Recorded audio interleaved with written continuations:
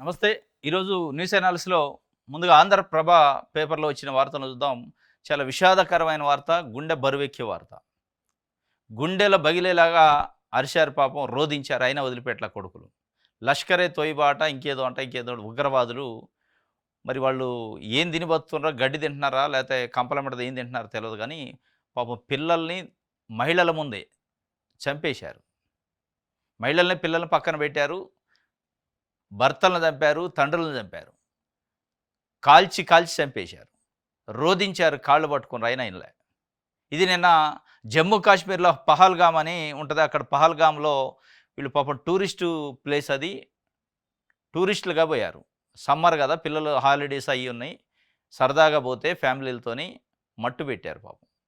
దాదాపు 30 మంది చనిపోయారు. ఇప్పటికి ఇంకా 20 మంది పరిస్థితి అగమ్యగోచరంగా ఉంది. కొంతమంది గాయాలైనయి.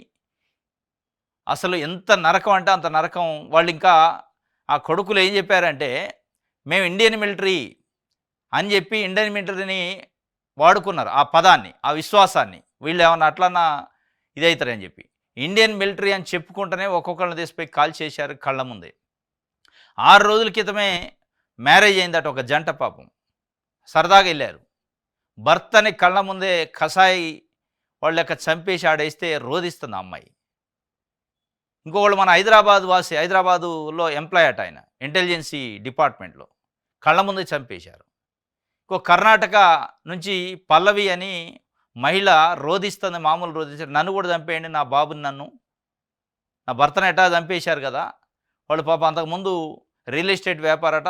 దీనికంటే ముందు ఒక సెల్ఫీ వీడియో తీసి సరదాగా పంపారు పాపం. ఎట్లా పడితే అట్లా ఎక్కడ మానవత్వం గాని 1% కూడా లేదు. మరి వీళ్ళకి మళ్ళా మహిళలు, పిల్లలు సెంటిమెంట్ అంట ఈ కొడుకులకి. ఇంత దౌర్భాగ్యమైన పరిస్థితి ఈ మధ్య కాలంలో ఎప్పుడు జరగలే. ఎప్పుడో 2000 సంవత్సరాలు కూడా బిల్ క్లింటన్ పర్యటనకు వచ్చిండు మన దేశానికి. అప్పుడు జరిగింది. అప్పుడు కూడా 30, 40 మంది ఎట్ ఏ టైమ్ చనిపోయారు, చంపేశారు. ఇప్పుడు దురదృష్టం ఏందంటే అమెరికా ఉపాధ్యక్షుడు జేడీ వాన్స్ భారతదేశంలో పర్యటన చేస్తాడు. ప్రధానమంత్రి మోడీ సౌదీ అరేబియా పోయిండు పర్యటనకి. ఈ సందర్భంలో చేశారన్నమాట. ఇమ్మీడియేట్‌లీ ఆయన అక్కడి నుంచి హుటాహుటిన రిటర్న్ అయిటిండు. ఎమ్మటే అమిత్ షాతోని మాట్లాడండి, ఇమ్మీడియేట్‌లీ మీరు జమ్మూ కాశ్మీర్ పోండి, అక్కడ మొత్తం మానిటర్ చేయండి అని చెప్పిండు. సరే ఏది ఏమైనా పోయిన ప్రాణాలు తిరిగి రావు. వాళ్ళని కొడుకులను ఒక్కొక్కడిని పట్టుకొని కత్తికి కండ కండ గొయ్యాల. ఎంత దారుణం పాపం. పిల్లల ముందు, భార్య ముందే కాల్చి కాల్చి చంపారు. వాళ్ళు ఒక మనిషికి నా భర్త చనిపోతుండు, నా తండ్రి చనిపోతుండని తెలిస్తే ఎంత బాధ ఉంటది. కళ్ళ ముందు కాల్చి చంపేస్తే ఏం చేయలేని నిస్సహాయ స్థితి.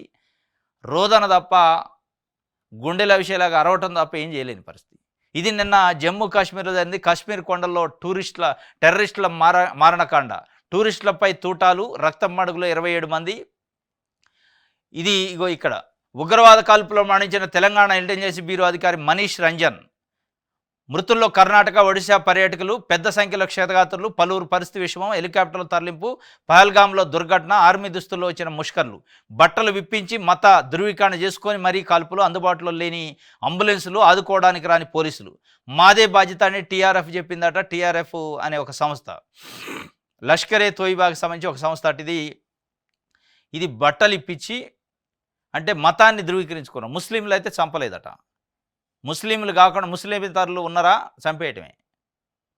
ఇండియన్ మిలిటరీ అని చెప్తున్నారు వాళ్ళు. మళ్ళా దాన్ని వాడుకుంటున్నారు దొంగ నా కొడుకులు. దొంగలు కదా, దొంగల ముసుగులో వచ్చి ఇట్లా రావద్దు. దొంగల ముసుగులు నిజంగానే ధైర్యం ఉంటే డేర్ టు డేర్ రావాలా, ఫేస్ టు ఫేస్ రావాలా. ఎస్ మేము ఫలానా ఉగ్రవాద సంస్థ, మేము వస్తాను అని చెప్పి మళ్ళీ ఇండియన్ మిలిటరీని ఎందుకు వాడుకోవాలి అందులో? అంటే ఎంత దొంగలో అర్థమవుతుంది. వీళ్ళు మొత్తానికి 30, 40 మందిని పొట్టన పెట్టుకున్నారు. ఈమె జస్ట్ 6 డేస్ బ్యాక్ అయిందట వివాహం, మ్యారేజ్ అయింది. జస్ట్ బయటికి వెళ్ళినట్టు సరదాగా చంపేశారు. ఆ డెడ్ బాడీ దగ్గర కూర్చొని రోదిస్తుంది. ఇట్లా ఒక్కొక్కళ్ళది ఒక్కొక్క బాధ, ఒక్కొక్కళ్ళది ఒక్కొక్క ఆవేదన. వీళ్ళకి సంబంధించి ఇక చూడండి ఎట్లా, ఎంత భయాందోళన రోదిస్తుందేమో, గుండె లగిసిపోయేలాగా.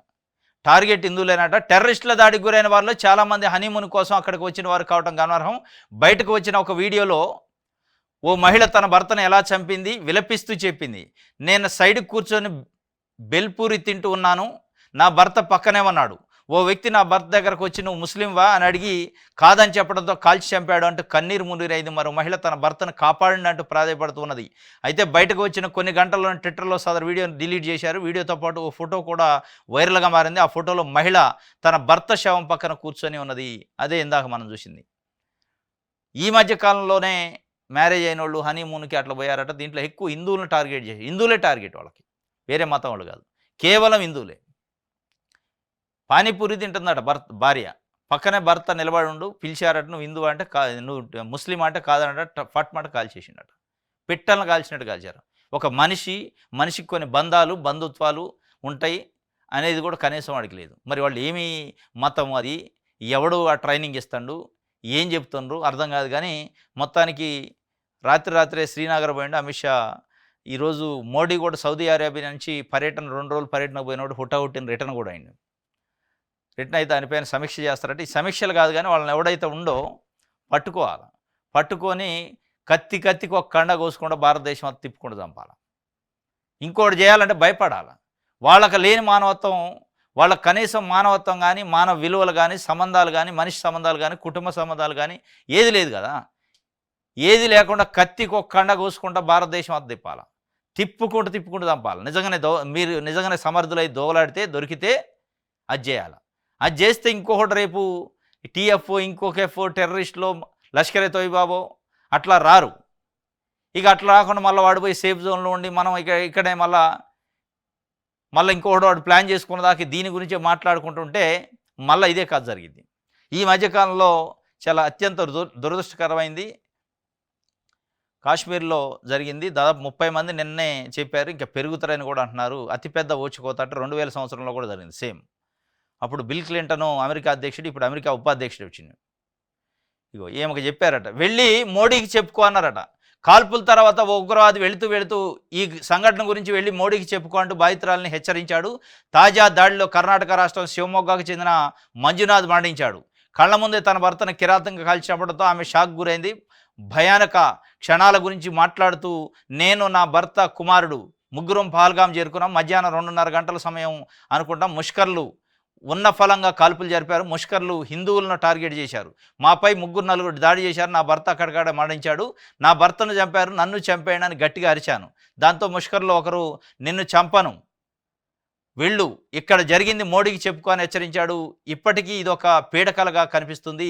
కొందరు స్థానికులు నన్ను నా కుమారుడిని అక్కడి నుంచి కాపాడారని మృతుడు మంజునాథ్ భార్య పల్లవి విలపిస్తూ చెప్పింది. పాపం, ఇక చంపేయండి నన్ను కూడా అని చెప్పిందట. భర్తను చంపారు కదా, కళ్ళ ముందు కాల్ చేశారు. నా కొడుకుని భర్తను కూడా చంపేయండి, మేము బతికి ఏం చేయాలని.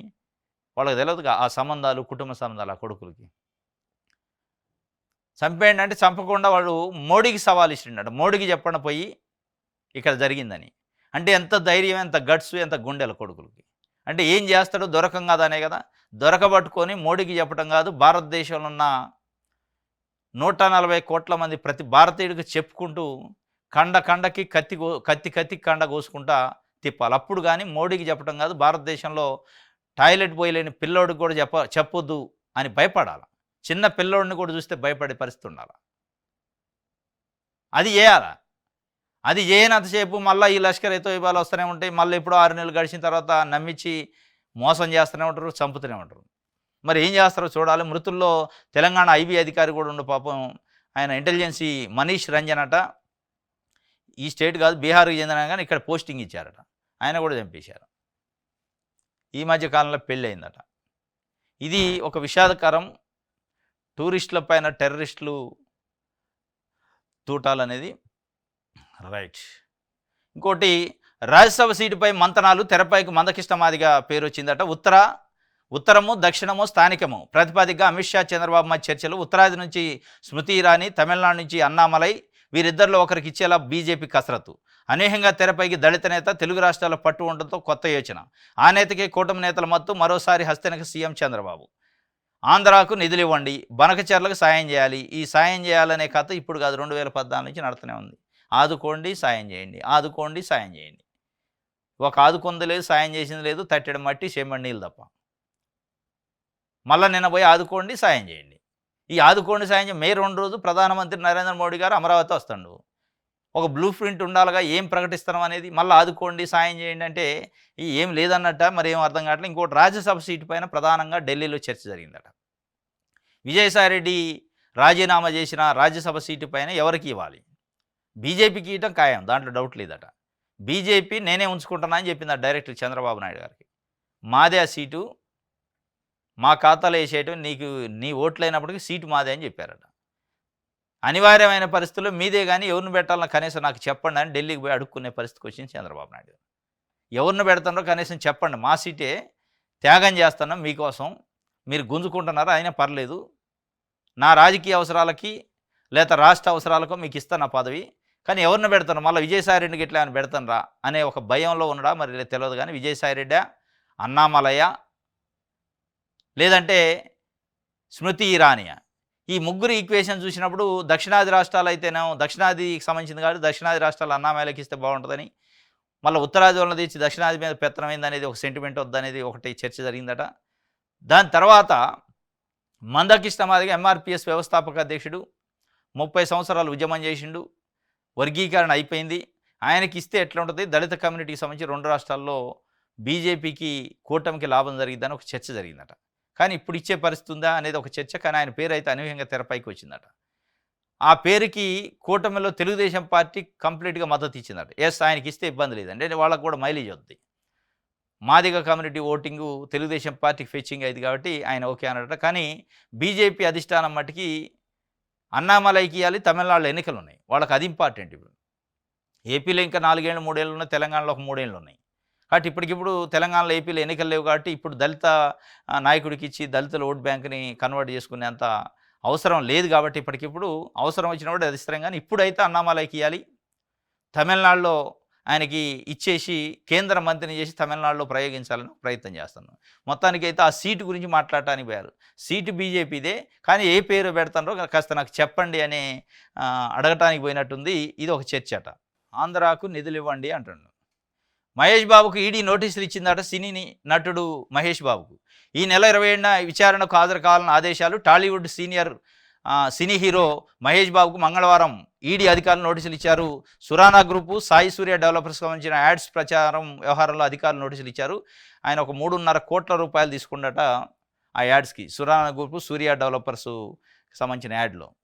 దానికి సంబంధించి ఈ నెల 27 రోజు రమ్మని ఈడీ మనీ లాండరింగ్ కేసులో, మరి అది ఏం తెలియదు కానీ మొత్తానికైతే 3.5 కోట్లు తీసుకున్నందుకు ప్రమోషన్ కింద 2 కంపెనీల నుండి నగదు తీసుకున్నట్టు ఆరోపణలు ఉన్నాయి. యాడ్స్ కోసం మహేష్ బాబు మొత్తం 5,90,00,000 తీసుకున్నట. నగదులో 3.5 కోట్లు, 3.4 కోట్లు, 2.5 కోట్లు ఆర్టీజీఎస్ ద్వారా తీసుకున్నట్టు ఈడీ గుర్తించిందట. ఇది అంటే ఏదైతే సాయి సూర్య డెవలపర్స్, సురానా గ్రూప్ వాళ్ళ సంబంధించి మనీ లాండరింగ్లో జరిపిన సోదాల్లో ఈయనకు డబ్బులు ఇచ్చినట్టు ఉందట అందులో. కాబట్టి ఈయన పిలిచారు. అసలు ఏంది ఆ యాడ్, ఏంది ఆ కథ, ఏంది, దానికి ఎట్లా ఫీజు ఇచ్చారు అనేది. మొత్తానికి మహేష్ బాబుకి మొట్టమొదటిసారి అనుకుంటే ఇన్వెస్టిగేషన్ ఎదుర్కొంటుండు. సాక్షి సిట్ రిమాండ్ నివేదిక సాక్షిగా బాబు బేతాళ కుట్ర బట్టబయలైంది. మద్యంపై టీడీపీ దుష్ప్రచారమే నివేదికగా సిట్ కనికట్టు. అబద్ధపు వాంగ్మూలాలు, అభూత కల్పనలతోనే కుట్ర, దోపిడీ జరిగినట్టు రాజకేశ్ రెడ్డి వాంగ్మూలం ఇచ్చారన్న సిట్టు. కానీ వాంగ్మూలంపై రాజకేశ్ రెడ్డి సంతకం చేయడానికి నిరాకరించారని సిట్టు నివేదిక ఇచ్చింది. ఇక సిట్ అంటే అది సిట్టు స్టాండ్ అనేది వైఎస్ఆర్సీపీ చెబుతుంది. ఆ సిట్ వేసిందే స్పెషల్గా ఎవరెవరిని దాంట్లో ఇన్వాల్వ్ చేయాలి, మా రెడ్ బుక్లో ఏం పేర్లు ఉన్నాయి ఆ పేర్లు అందులో పెట్టాడు చూడండి. ఆ రిపోర్ట్ కూడా మేమే ఇక్కడ నుంచి ఇస్తాం. ఆ రిపోర్ట్ని మీరు మక్కి కాపీ పేస్ట్ చేసేసి ఇక దాన్నే చెప్పండి. వాళ్ళు అల్టిమేట్గా ఒక మోటో ఉందా, ఆ మోటోనే చెప్పిస్తారు అందరితోని. అది విజయసాయిరెడ్డి, రాజకేశ్ రెడ్డి, ఇంకోళ్ళ వాసుదేవరెడ్డి, ఇంకోళ్ళ ఎవరితో చెప్పించినా కానీ ఆ మోటో ఏంటంటే జగన్మోహన్ రెడ్డికి అతి దగ్గరగా ఉన్న వ్యక్తులను ఇరికించే ప్రయత్నం చేస్తారనేది వైఎస్ఆర్సీపీ చెప్తుంది. ఇదంతా తెలుగుదేశం పార్టీ ఫస్ట్ నుంచి చేస్తున్న అబద్ధ ప్రచారానికి సంబంధించిన ఈ నివేదికలు ఉంది తప్ప కొత్తగా ఏం లేదు. తెలుగుదేశం పార్టీకి సపోర్ట్ చేస్తున్న మీడియా మొదటి నుంచి ఏదైతే రాస్తుందో ఈ మద్యం కుంభకోణం పైన ఊహాగానాలు, వాళ్ళు ఆరోపణలు, వాళ్ళ అభియోగాలు, అదే ఆరోపణలు అదే అభియోగాలతో సిట్ చేసింది తప్ప కొత్తగా చేసింది లేదు, పీకింది లేదని చెప్పి వాళ్ళు చెప్తున్నారు. మొత్తానికైతే రాజకేశ్ రెడ్డి నిన్న విచారణ చేశారు. ఇక కొన్ని ఆంధ్రజ్యోతి, ఈనాడు పత్రికలు అయితే ఒప్పుకున్నాడు, జగన్మోహన్ రెడ్డి చెప్తేనే నేను చేసిన అని రాజకేశ్ రెడ్డి చెప్పినట్టు రాశారు. అంటే వాళ్ళకి అది కావాలి. ఇప్పుడు తెలుగుదేశం పార్టీకి ప్రభుత్వంలో ఉన్న కొంతమంది పెద్దలకి అది కావాలి, జగన్మోహన్ రెడ్డి చెప్తేనే నేను చేసిన అని చెప్పించాలి.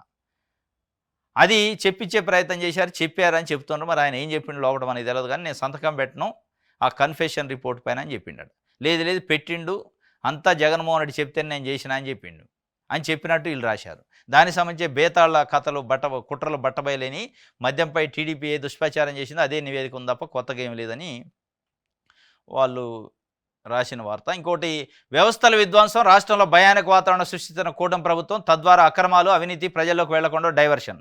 పిఎస్సి సమావేశంలో నిప్పులు జరిగిన వైఎస్ఆర్సీపీ అధినేత వైఎస్ జగన్. ఒక మనిషిని ఇబ్బంది పెట్టడం కోసం కుతంత్రాలు, కేసుల్లో ఇరికించేందుకు ఇప్పుడు తప్పుడు సాక్ష్యాల సృష్టి, దుష్ట సాంప్రదాయానికి తెరలేపుతున్న వైనం. ఐపీఎస్ అధికారి ఆంజనేయులు అరెస్టే నిదర్శనం. తొలిసారి ఇలాంటి దుర్మార్గాలు చూడాల్సి వస్తుంది. నాడు లిక్కర్ విధానం విప్లవాత్మకం, నేడు దోపిడీకి మార్గం. అన్ని పథకాలకు మంగళం, యథేచ్ఛగా భూ పందారాలు, రాజధాని అమరావతి నిర్మాణంలో అంతులేని దోపిడీ. 36,000 కోట్ల నుంచి 77,000 కోట్లకు పన్నుల విలువ పెంపు. కొందరిని జైలుకు పంపితే ప్రజా వ్యతిరేకత ఆగిపోదు. యుద్ధం మనకు కొత్త కాదు. ఈ దుర్మార్గాలను నిలదీద్దాం. పార్టీలో పీఏసీ అత్యున్నతం. ఇకపై ప్రతి నెల సమావేశం. ఎప్పటికప్పుడు నిర్ణయాలతో ప్రజల పక్షాన పోరాటం. వ్యవస్థలు విధ్వంసం అవుతున్నాయని చెప్తున్నా. ఎప్పుడో ముంబై సంబంధించిన కదంబరి జత్వానీ కేసు సంబంధించి పోలీస్ ఆఫీసర్ నిన్న ఎప్పుడో 3-4 సంవత్సరాల క్రితం జరిగిన కేసు అది వాస్తవంగా. అది కోర్టులో నడుస్తుంది. దాన్ని మళ్ళా అంటే కొంతమంది పోలీస్ ఆఫీసర్ని టార్గెట్ పెట్టుకొని రెడ్ బుక్లో రాసుకోండి లోకేష్ గారు. వాళ్ళని ఏదో ఒక రకంగా లోపటేయాలి, అరెస్ట్ చేయాలి.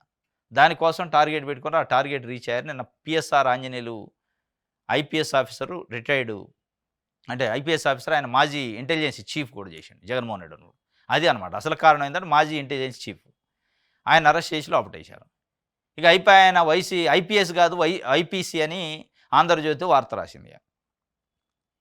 అంటే ఒక 5 సంవత్సరాలు పరిపాలన చేస్తే ఆ పరిపాలనలో ఉన్న ఐఏఎస్ని, ఐపీఎస్ని, ఆయన చేసిన మంత్రుల్ని మొత్తాన్ని ఒక టార్గెటెడ్గా కక్షపూరితంగా కేసుల్లో ఇరికిచ్చే ప్రయత్నం చేస్తారని వైఎస్ఆర్సీపీ చెబుతుంది. ఒకవేళ నిజంగానే ఇదే టార్గెట్, ఇదే కక్షపూరితం అయితే రేపు తెలుగుదేశం పార్టీ శాశ్వతంగా ఉండదు కదా. రేపు వైఎస్ఆర్సీపీ ఇంకొక XYZ ఏదైనా గవర్నమెంట్ వచ్చినప్పుడు మళ్ళీ ఇవాళ చేసిన ఇంటెలిజెన్స్ చీఫ్లో, ఇవాళ చేస్తున్న డీజీపీలో, ఇవాళ చేస్తున్న ఆఫీసర్లో ఇవన్నీ అక్రమ కేసులు అంటున్నారు. అక్రమ కేసులు పెట్టి ఎక్కడో ముంబైలో ఉన్న కదంబరి జత్వానీ పైన ఒక కేసు పెడితేనే దాంట్లో ఏదో అక్రమం ఉందని చెప్పి ఐపీఎస్ ఆఫీసర్ని 3-4 సస్పెండ్ చేసి లేదంటే లోపటేసే పరిస్థితి వస్తే, ఇక్కడున్న పోలీస్ ఆఫీసర్ని, ఇక్కడున్న నాయకుల్ని, ఇక్కడున్న వ్యవస్థల మీద దాడి చేస్తుంటే రేపు వాళ్ళ పరిస్థితి ఎట్లుంటుందని వీళ్ళు చెప్తుండ్రు. అది కూడా ఒక లాజికల్గా ఆలోచించాలి కదా. 3 సంవత్సరాల క్రితం ఎప్పుడో జరిగిన జత్వానీ కేసునే ఓపెన్ చేస్తేనే 3 ఐపీఎస్ని సస్పెండ్ చేసే పరిస్థితి, అరెస్టులు చేసే పరిస్థితి వస్తే, ఇక్కడున్న వ్యవస్థలను మొత్తం విధ్వంసం చేసి ఏ వ్యవస్థ లేదు కేవలం రెడ్ బుక్కే ఉందని చెప్పే విధంగా వాళ్ళు ఒక టార్గెటెడ్ పీపుల్ని పెట్టుకొని లోపటేస్తుంటే ఇది కేసులు కావా రేపు? వీటిపైన కూడా ఉల్టా రావా రేపు? మళ్ళీ ఇప్పుడు పనిచేస్తున్న ఆఫీసర్లు కూడా లోపల పోవాల్సిన పరిస్థితి వద్దు కదా అనేది వాళ్ళు చెప్తుంది. అంటే ఆఫీసర్లు జాగ్రత్త చేసుకోవాలి. ఎందుకంటే గవర్నమెంట్లు శాస్త్రం కాదు, ఆఫీసరే శాస్త్రం, వ్యవస్థ శాస్త్రం. ముఖ్యమంత్రులు మారుతారు, మంత్రివర్గం మారిద్ది, కానీ వ్యవస్థ అట్లే ఉంటుంది. ఇది వ్యవస్థలను అయితే విధ్వంసం అవుతున్నాయి అని చెప్పి జగన్మోహన్ రెడ్డి చెప్తుండ్రు. Right. Ursa MP Kesineni Chinni బినామీదే విశాఖలో 60 ఎకరాల భూమి కొట్టేసేందుకు కాగితాలపైన కంపెనీ సృష్టి. Ursa clusters director Satish Abburi Chinni classmates అట. వ్యాపార భాగస్వాములు 21st century institute investment and properties పేరుతో ప్రజలను మోసగించారు. భూ కేటాయింపులు రద్దు చేయండి. సీఎంకు మాజీ ఎంపీ కేసినేని నాని లేఖ రాసిండు. ఉర్సా అనే కంపెనీకి 60 ఎకరాలు ఇచ్చారు విశాఖపట్నంలో. నామినల్ రేటుకి 99 పైసలు అమ్మేస్తున్నారట. ఏంటంటే పెట్టుబడిదారులు వస్తున్నారు. పెట్టుబడిదారులు వస్తుంటే జగన్మోహన్ రెడ్డి మీడియా విషయం చెబుతున్నారు అని చెప్పి చెప్తున్నారు. మరి అసలు దానికి ఈ ఊరు పేరు లేదు, ప్లాట్ఫామ్ లేదు అంటున్నారు. ఇది ఎవరిది అంటే విజయవాడ మాజీ ఎంపీ కేసినేని నాని నిన్న చెప్పిండు ప్రెస్ మీట్ పెట్టి. ఇది మా తమ్ముడిదేవి కేసినేని చిన్ని, ఇప్పుడు ప్రస్తుతం ఎంపీ ఉన్నాడు.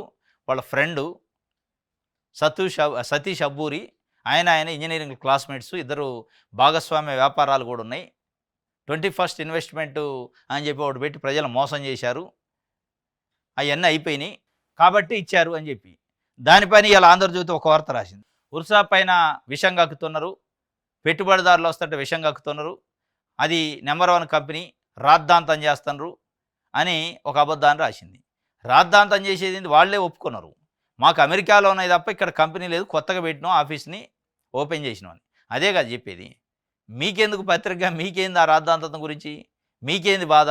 ప్రజల సొమ్ము 60 ఎకరాలు పోతుందంటే ఒక పత్రికగా స్పందించాల.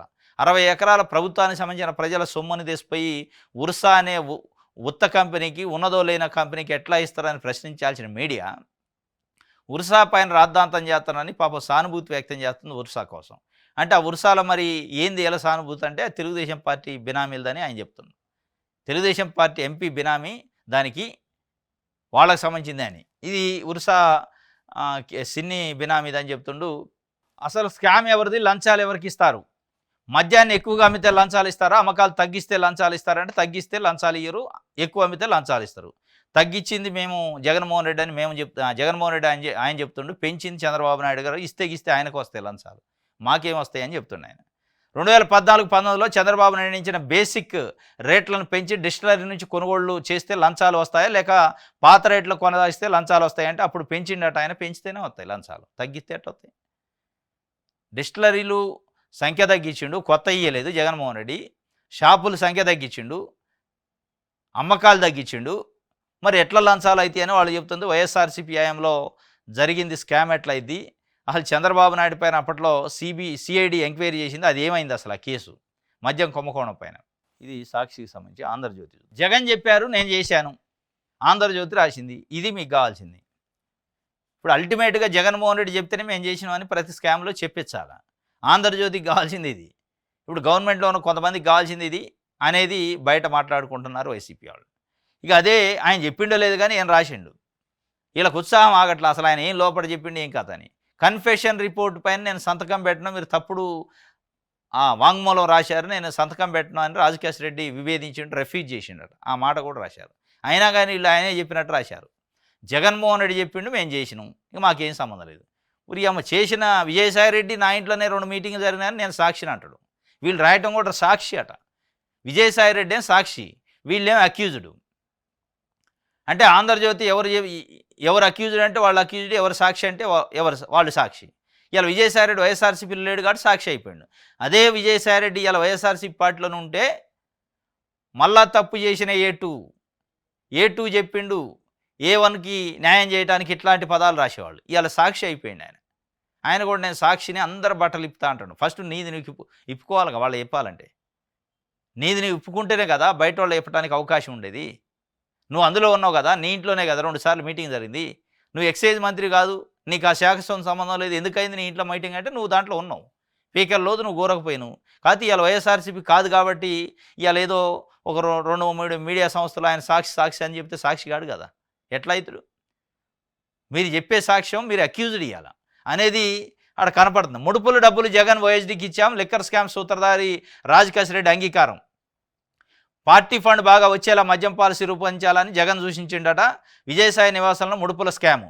మిథును, సజ్జల, శ్రీధర్ రెడ్డి, సత్యప్రదాలతో భేటీ. మరో భేటీలో వాసుదేవరెడ్డితో కలిసి కమిషన్లు ఫిక్స్. ఉత్పత్తి సరఫరా వాసుదేవరెడ్డి కంట్రోల్లోనే. సీటెల్ సాఫ్ట్వేర్తో మా పథకం పారదు, అందుకే దాన్ని తీసేసి మాన్యువల్గా సరఫరా చేశాం. ముడుపులు ఇచ్చే కంపెనీలకి ఆర్డర్లు, లేదంటే లేదు. ప్రతి నెల 5వ తేదీన కమిషన్ లెక్కలు. దోపిడీకి 3,200 కోట్లు. రిమాండ్ రిపోర్ట్లో 3,200 కోట్లు దోపిడీ జరిగినట్టు ఆయన చెప్పిండట. ఆయన ఒక దోపిడీదారుడు, ఈయన ఒకటి చెప్పిండు. మొత్తానికి మరి మొత్తం కక్కిచ్చారంటున్నారు. కసిరెడ్డి కక్కిండా మొత్తం అంటున్నారు. ఏం కక్కిండు? మాటలు కక్కిండు, డబ్బులు కక్కలే. ప్రజలకు కావాల్సింది ఏంది? ఇప్పుడు ఈ ఇన్వెస్టిగేషన్ మొత్తంలో అక్కడ నుంచి ఏమైనా డబ్బులు కక్కితే ప్రజలకు ఏమైనా ఉపయోగపడతాయి, ఖజానాకు వస్తాయి. ₹1 కక్కేది లేదు. ఇవన్నీ ఉట్టి ముచ్చట్లే. కన్ఫెషన్ రిపోర్ట్లు, ఈ రిపోర్ట్లు, ఆ రిపోర్ట్లు, ఏమవుతుంది దీంతో? ఏం రాదు, ఒట్టిదే ఇదంతా. మొత్తానికి అయితే జగన్మోహన్ రెడ్డి చెప్తేనే నేను చేసిన అంటుండే. ఇంకోటి పిఎస్ఆర్ అరెస్టు. జత్వాని కేసులో ఏ2గా సిఐడి జలకు. ఈయన ఐపీఎస్ కాదు వైపీఎస్. ఐపీఎస్ను కాదని వైసీపీకి సల్యూటు. జగన్కు వీర విధేయుడిగా పిఎస్ఆర్. 5 ఏళ్లలో 4 పోస్టులు. టీడీపీ నేతలే టార్గెట్. సినీ నటిని వేధించడంలో కీలక పాత్ర. వెంటాడి నాటి పాపాలు, చివరికి అరెస్టు. నాకేం సంబంధం కదా మరి బ్యాడ్ లేడీ. సిఐడి 5 గంటలు ప్రశ్నించిన పిఎస్ఆర్ అదే మాట. నాకేం సంబంధం లేదు, ఆమె బ్యాడ్ లేడీ అన్నట. వెంటాడిని అట పాపాలు, చివరికి అరెస్ట్ అయిందట. పాపాలు వెంటాడతాయి ఎవరికైనా. ఇప్పుడు అధికారులు చేస్తున్న పాపాలు కూడా భవిష్యత్తులో వెంటాడతాయని వాళ్ళు చెప్తున్నారు. మరి ఈ పాపాలు వెంటాడుతున్నాయా, నిజంగా ఉన్నాయా పాపాలు, వీళ్ళు చూసి వచ్చారా అనేది చూడాలా. జత్వాని బ్యాడ్ లేడీ అని ఆయన చెప్తుండు. అసలు ఆ కేసుతో నాకేం సంబంధం అంటుండు. అమరావతికి మద్దతు ఇవ్వండి, చరిత్రలో నిలిచిపోయాలని నిర్మించడానికి అండగా ఉండండి. కేంద్ర హోంశాఖ మంత్రి అమిత్ షాకు సీఎం చంద్రబాబు విజ్ఞప్తి. అమరావతికి అండగా మద్దతు ఇవ్వండి. ఈ మద్దతు 2014 నుంచి ఇస్తూనే ఉన్నారు. ఆడ అడుగు బట్టలో ముందుకు పడదే లేదు, ఒక తట్టెడ మట్టి వేసింది లేదు, ఒక బిల్డింగ్ కట్టింది లేదు. పోతాడు, బొక్కేస్తాడు, శాలువా కప్పుతాడు, తిరుమల తిరుపతి దేవస్థానం లడ్డూలు ఇస్తాడు, మద్దతు ఇవ్వండి అంటాడు. మరి ఆ మద్దతు నిజంగానే అమరావతి అడుగుతుండా, పేపర్లో రాత్రి తెలవట్లే. మద్దతు ఇవ్వండి అని ఎన్ని ఏళ్ళు ఇస్తారు మద్దతు? అసలు ఇత్తని రాలేదా చెప్పరు. మళ్ళీ ఇక ఇవ్వండి అని చివరికి నేను అడిగిన కానీ వాళ్ళు ఇవ్వలే. అందుకే నేను ఎన్డీఏ కూటమి నుంచి బయటకు వచ్చినాను, 2018లో వచ్చిండు. మళ్ళీ ఇప్పుడు అదే కథ ఉందా తెలియదు. కానీ మద్దతు ఇవ్వండి, ఆదుకోండి, కాపాడండి అని చెప్తుండు. వాళ్ళు కాపాడేది ఇప్పుడు, మేము చూసేది ఎప్పుడు, అది అయ్యేది ఇప్పుడు. జగనాయంలోని మద్యం కుంభకోణం గురించి కూడా ప్రస్తావన వచ్చిందట. వాళ్ళు అలా జగనాయమో జగన్ గురించి చెప్తే ఈ చెవితో నేను ఈ చెవితో వదిలేస్తాను. వాళ్ళు పట్టించుకోవట్లే. ఈయన బాధపడుతుంది. ఏంది నేను ఎన్ని చెప్పినా పట్టించుకోవట్లే. జగన్కి ప్యాలెస్లు ఉన్నాయంటే నువ్వు, జగనాయంలో మద్యం కుంభకోణం జరిగిందంటే నువ్వు, రిషికొండలు అమ్మిండంటే నువ్వు, ఏది ఇంటర్లో నా కథ ఏంది, నా పరిస్థితి ఏందని ఆయన అడుగుతుండు. వాళ్ళకి నీ కథ ఏంది, ఆయన కథ ఏంది మాకు తెలిసిలే, ఎవరిని ఎట్లా ట్రీట్ చేయాలని. వాళ్ళు నీదేదో అవసరం ఉంది కాబట్టి నిన్ను దగ్గర రానితన కానీ నీకు అంత సీన్ లేదని చెప్తుండ్రా, మరి ఏమో దగ్గర రానిట్లే. ఆర్సాపై రాద్ధాంతం అంట. భూ కేటాయింపులు తప్పు పట్టిన కేసినే నాని సోదరుడిపై అక్కస్తోనే ఆరోపణలు. ఆర్సాపై రాద్ధాంతం చేయట్లే. ఆర్సాకి ఉచితంగా ఊరు పేరు లేని కంపెనీ, ఉత్తుత్తు కంపెనీకి 60 ఎకరాలు ఇచ్చారు ప్రభుత్వం, దాని వెనక క్విడ్ ప్రోకో ఉంది అనేది రాద్ధాంతం ఏమి లేదు. ఆడ ఇచ్చింది కరెక్టు, అది ఊరు పేరు లేని కరెక్టు, ప్లాట్ఫామ్ లేని కరెక్టు. ఇక రాద్ధాంతం ఏముంది? మీకు అంత భయం చేయాలనిపిస్తే చేయండి. 60 ఎకరాలు కాదు 600 ఎకరాలు ఇచ్చినా మా వాళ్ళదే కాబట్టి, మా బినామీలో ఉంటారు, మా కులపోళ్ళే ఉంటారు కాబట్టి అది తప్పు కాదు అనిపిస్తే మీకు అనిపించవచ్చు. కానీ రాద్ధాంతం కాదు, అది నిజం, నిప్పు లాంటి నిజం. 60 ఎకరాలు ఇచ్చింది నిజం, 99 పైసలకి అమ్మింది నిజం, అమ్ముతుంది నిజం, అది ఉత్తుత్త కంపెనీ అనేది నిజం, ఊరు పేరు లేని కంపెనీ అనేది నిజం, ఇదంతా నిజం. రాద్ధాంతం ఎక్కడ? ఇంకా ఒక పత్రికగా ప్రశ్నిస్తే గీస్తే మీరు ప్రశ్నించాలి. మీకు నిజంగానే విలువలు ఉంటే, జర్నలిజం పైన విలువలు ఉంటే, జర్నలిజం అంటే తెలిస్తే మీరు కాస్త కూస్తో అంటే సమాజం కోసమే మీ పత్రిక ఉంటే రాయాల, ప్రజల కోసమే ఉంటే. కాకపోతే పార్టీల కోసం, కొన్ని కులాల కోసం, కొంతమంది వ్యక్తుల కోసం ఉంటే అది వేరే విషయం, మీ విజ్ఞత అది. నిజంగా ప్రజల కోసం ఉంటే ఇవాళ ప్రజల ఆస్తి 60 ఎకరాలు ఉత్తుగా అప్పనంగా ఉత్తత్త కంపెనీకి కట్టబెడతానంటే మీరు ప్రశ్నించాల్సింది, బ్యాన్ రైటమే వేయాలి. కానీ రాద్ధాంతం అని రాశారు, దానికి సానుభూతి చెప్తున్నారు. ఈనాడు చూద్దాం. ఈనాడులో కూడా రాజకేష్ రెడ్డి జగన్మోహన్ రెడ్డి చెప్తేనే చేసిండని రాస్తారు. వీళ్ళిద్దరు ఒకటే కదా రాసేది. అంతా జగన్ ఆదేశాలతోనే అయిపోయాయి. ఇప్పుడు ఈ టైటిల్ కోసం వాళ్ళు పాపం చాలా 10 నెలల నుంచి వెయిట్ చేస్తారు. ఈనాడు ఆంధ్రజ్యోతి ఈ టైటిల్ ఎప్పుడు పెట్టాలా, అంతా జగన్ చెప్తేనే మేము చేసినాం అని. ఇప్పుడు రాజకేష్ రెడ్డి ఒకటితో పోదు, ఇంకా చాలామందితో చెప్పించే కార్యక్రమం చేస్తారు. వాళ్ళు చెప్పారు లేదు కానీ వీళ్ళు రాసే కార్యక్రమం అయితే చేస్తారు. అంతా జగన్ చెప్తేనే చేసినాం. నిజంగానే ఒకళ్ళు నిజంగా చెప్పిండా లేదు మనకు తెలియదు. కానీ అంతా జగన్ చెప్పిండా అని మీరు 100 సార్లు రాసినా ఈనాడు ఆంధ్రజ్యోతి రాస్తే నమ్మే పరిస్థితి లేదు. ఈనాడు ఆంధ్రజ్యోతి తెలుగుదేశం పార్టీ కరపత్రాలు, ఈనాడు ఆంధ్రజ్యోతి కొన్ని కులాలకు సంబంధించిన కరపత్రం, అది పత్రిక కాదు అనేది చాలామంది ప్రజల్లో కొంతమంది నమ్ముతారు. ఇది మంచి పత్రిక నెంబర్ 1 అని కూడా నమ్మేవాళ్ళు ఉన్నారు, దాంట్లో డౌట్ లేదు. ఆ వర్గం వేరే ఉంది, ఆ సెక్షన్ ఉంది. ఆ సెక్షన్ కాదా యాంటీగా ఇది పత్రిక కాదు ఇది కరపత్రం అని నమ్మేటోళ్ళే ఎక్కువ ఉన్నారు. కాబట్టి మీరు ఎన్ని రాసినా అది నమ్మాలి కదా అనేది ఇవాళ పాయింట్. నిజాలు రాస్తుంటే నమ్ముతారు, వాస్తవమే. మట్టి మాఫియా జరుగుతుందట, అడగరాని అలుసు అగడమని తెలుసు. మట్టి మాఫియా అక్రమాలపై మౌనం, ప్రభుత్వ ఆదాయానికి భారీగా గండి. మరి ఎందుకు ప్రభుత్వ ఆదాయానికి గండి పడుతుంటే, ప్రభుత్వం అవినీతి చేస్తుంటే, ప్రభుత్వంలో ఉన్న పెద్దలు అధికారులు అవినీతి చేస్తుంటే ఎందుకు రాయారు మీరు వార్తలు? మళ్ళీ చంద్రబాబు నాయుడు గారికి, లోకేష్ గారికి, మంత్రులకు సంబంధం లేదు, అధికారుల మీద వేస్తారు వీళ్ళు. ఈ ఆంధ్రజ్యోతిలో కూడా రాసిండు, ఇసుక మాఫియా సిండికేట్ జరుగుతుంది, అధికారులు చేస్తున్నారు పాత పద్ధతులని. అధికారులు చేస్తుంటే మరి పరిపాలన చేసేది అధికారుల ముఖ్యమంత్రి గారు మంత్రులు ఏం చేస్తారు? వాళ్ళు చేస్తుంటే, వాళ్ళు అవినీతి చేస్తుంటే కళ్ళు అప్పగిచ్చి చూస్తారా, లేదంటే వాటాలు తీసుకుంటున్నారా? మరి దాన్ని ఎందుకు రాయట్లే మీరు? అడగరాని అలసు ఏంది? ఏం చర్యలు తీసుకోరని అలసేము. చర్యలు ఎందుకు తీసుకోవట్లేదు చంద్రబాబు నాయుడు గారు? మట్టి మాఫియా జరుగుతుంటే, ఇసుక మాఫియా జరుగుతుంటే, మాఫియాలకు వ్యతిరేకం కదా, కబ్జాలకు వ్యతిరేకం కదా, ఎందుకు మాట్లాడరు అంటే మాట్లాడరు. అది కూడా మంచిదే, మాట్లాడకపోయినా కొన్ని విషయాల్లో చంద్రబాబు నాయుడు గారు మంచి చేసినట్టు వీళ్ళు రాస్తారు. కాకపోతే మట్టి ఇసుక మాఫియా అయితే పుల్లుగా జరుగుతుందట. ఈనాడు ఆంధ్రజ్యోతులను రాస్తున్నారు. కాకపోతే డైరెక్ట్ రాయట్ల వాళ్ళు, ఇండైరెక్ట్గా అధికారులు తప్పు, ఆయన తప్పు, ఏం తప్పు అని రాస్తున్నారు. వినతులు నివేదనలో అమెరికా సుంకాలతో నష్టపోతున్న ఆక్వా రైతులను ఆదుకోండి, పోలవరం బనకచెర్ల ప్రాజెక్టును సాయం చేయండి. కర్నూలులో హైకోర్టు బెంచ్ వినతులు నివేదనలే, ఇది 10 సంవత్సరాల నుంచి చూస్తూనే ఉన్నాం. ఈ వినతులు నివేదనల వల్ల ₹1 లాభం లేదు, వచ్చింది లేదు, లాభపడ్డది లేదు. మళ్ళీ వస్తుందని ఆశ కూడా లేదు. ఈ వినతులు నివేదనలతోనే మళ్ళీ అమిత్ షాకి నిన్న ఇచ్చిండు. మళ్ళీ మోడీ కూడా వచ్చి మళ్ళీ అక్కడ కూడా వినతులు నివేదనలు ఇస్తారు. ఆయన చెవిటోడు ముందు శంఖ ఊదినట్టు ఇని ఒక ముషిముషి నవ్వు నవ్వి పోతాడా, ఒక మట్టి తట్టెడు మట్టి ఉన్న చెమ్మడి నీళ్ళు ఇచ్చి చూడాలి మనం. వారి బట్టలు పూర్తిగా ఇప్పిస్తా. ఎవరి మాజీ ఎంపీ విజయసాయి సంచలన ట్వీట్. లిక్కర్ స్కామ్లో కేసులో కీలక పరిణామం. అప్రూవర్గా మారి జగన్ ఇరికించే యత్నంలో విజయసాయి. వారి బట్టలు పూర్తిగా ఇప్పిస్తారట. మీరు ఇప్పుకున్నారా ఫస్ట్ అనేది ప్రశ్న. మీరేం శుద్ధపోసు కాదు, మీరు అందులో లేకుండా లేరు, మీ నీంట్లోనే జరిగింది. అసలు పునాదేసిందో నువ్వేనేమో అనేది ఒక చర్చ. నువ్వేదో అప్రూవర్గా మారగానే, నువ్వేదో బట్టలు ఇప్పుతున్నానగానే ఇక నువ్వు నీతివంతుడైనట్టు, అవతల వాళ్ళంతా అవినీతి పరులైనట్టు, ఇక నువ్వు శుద్ధపోసు మాటలు చెప్తున్నట్టు, నువ్వేదో మఠాధిపతి అయినట్టు కాదు కదాడా. నువ్వు చేసిన కథ ఏంది? నీ బట్టలు ఎవరు ఇప్పాలి మరి? నీ బట్టలు నువ్వే ఇప్పుకోవాల్సిన పరిస్థితికి వచ్చింది. ఇప్పుడు ఎవడో ఇప్పరు. నువ్వేం వేరే వాళ్ళ బట్టలు ఇప్పుతున్నాను, నీ బట్టలు నువ్వు ఇప్పుకున్నావు ఆల్రెడీ.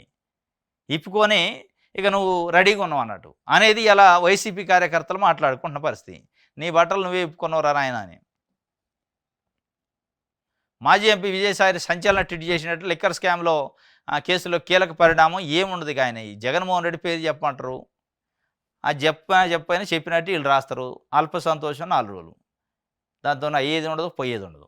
అది చంద్రబాబు నాయుడు గారికి తెలుసు, లోకేష్ గారికి తెలుసు. దీంతో అయ్యేది ఉండదు, పోయేది ఉండదు. ఏదో ఒక డైవర్షన్ పాలిటిక్స్, మనం ఇచ్చిన సూపర్ 6 అడగకుండా చేయాలా. ఏదో ఒకటి జరుగుతున్నట్టు, ఆ స్కాము ఈ స్కామ్ జరుగుతున్నట్టు ఉండాలి కాబట్టి చేయటం తప్ప ఇది ఏం లేదని తెలుసు, ఏం జరగదని తెలుసు వాళ్ళకి అనేది వైఎస్ఆర్సీపీ చెబుతుంది. ఎందుకంటే ఆదాని కేసు, సెకీ ఒప్పందం, దాని గురించి మనం చూసినాం. తిరుమల తిరుపతి దేవస్థానంలో కల్తీ లడ్డు, కల్తీ నెయ్యి అన్నారు, దాని గురించి చూసినాం. దాని తర్వాత అనేక పరిణామాలు జరిగినాయి. ఏది ఒక్కటి ముందుకు పోలే, ఏది ముందు పడ్డది లేదు, మనం చూసింది లేదు. ఇది అంతే కథ ఉంటుంది. ఇది డైవర్షన్ కోసం అంతే. ఇది దిశకు సంబంధించి. ఇది ఈరోజు న్యూస్ అనాలిసిస్. రేపు తాజా వార్తలతో తిరిగి కలుసుకుందాం. Thank you.